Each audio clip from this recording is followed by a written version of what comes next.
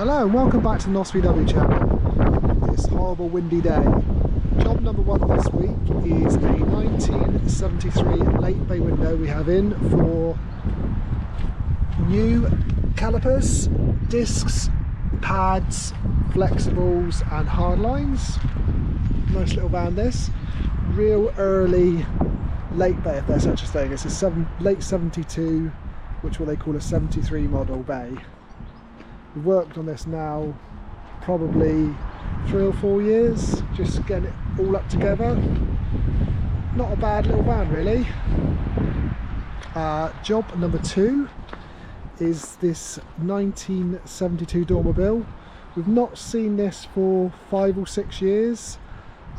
Since the MOT law came in, there's a lot of vans we never see until they go wrong.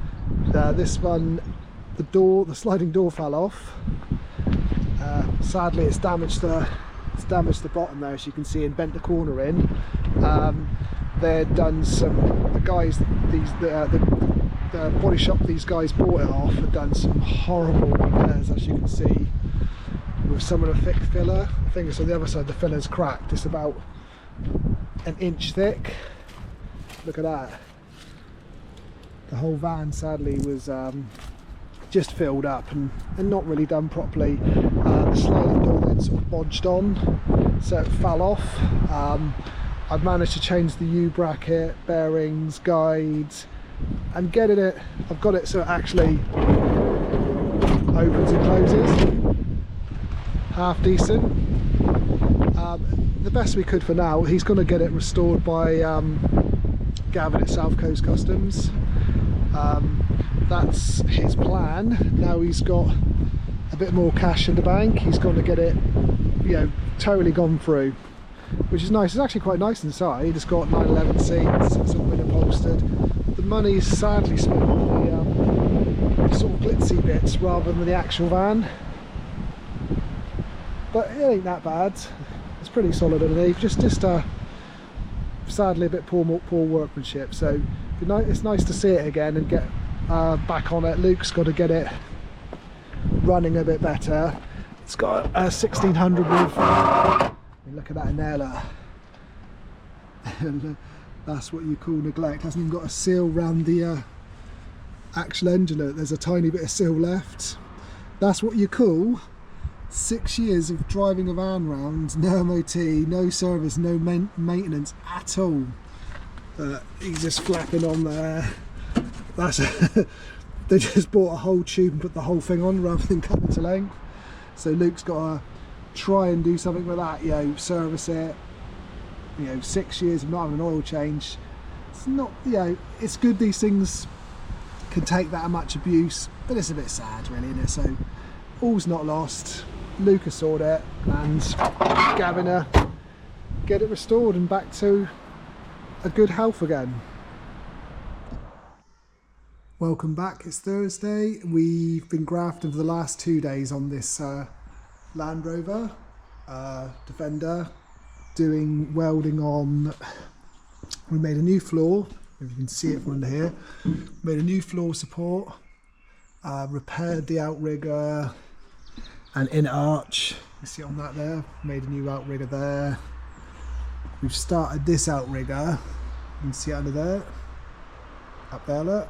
But the owner's going to have to take the wing on. If you look up there, you can just see it. There's a hole in the inner wing. The throttle pedal's fly-by-wire, so the throttle pedal's going to have to come out. The pedal's going to have to come out. There's a hole there underneath the door bottom, underneath the door hinge, so the door's going to have to come off. The wing's going to have to come off. The owner is going to love that, but it's down to him to take off, and we shall weld it and fix it for him. We've also had this Beetle in, the 66 with a Goldie slide back sunroof. UK car, right hand drive, really patinaed nice and slammed. My brother's gone through the engine. He's put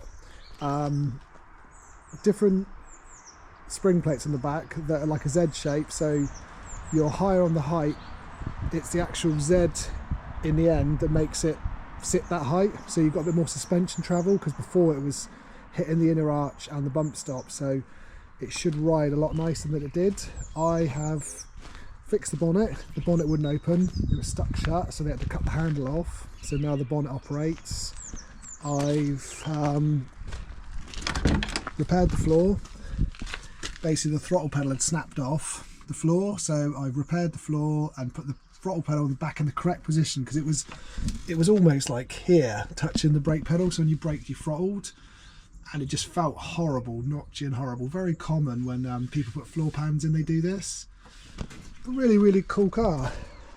It's got a nice look to it. Yeah, it looks almost like American with a patina. You don't get many UK cars like this. Obviously it's had some, you know, floor pans and channels and stuff, which is, you know, quite common for a UK car, but I think you got a bit of a bargain there. It's got a really nice look to it. I like the wheels, I must admit. Everybody goes for fuchsias. It's very old school. Mine's when I first started, when everybody used to run MP5s. You don't see them much now, and it's quite nice to see them. It gives us a bit of a Californian look to it. Got the old pop-outs there. Bit of luggage in the back. Yeah, I think if it were mine, I'd put disc brakes on the front to make it stop a bit better, and make the inside really nice. I'd do the upholstery, I'd have the inside like almost like immaculate, and to leave the outside alone. Get the roof operated as well. The roof's stuck, it needs new seals, and I think the ratchet mechanism's gone. I'd get this working, because you don't see many Goldie sunroof cars, and you don't actually see many Goldie sunroof cars that actually work. But that's it for this week.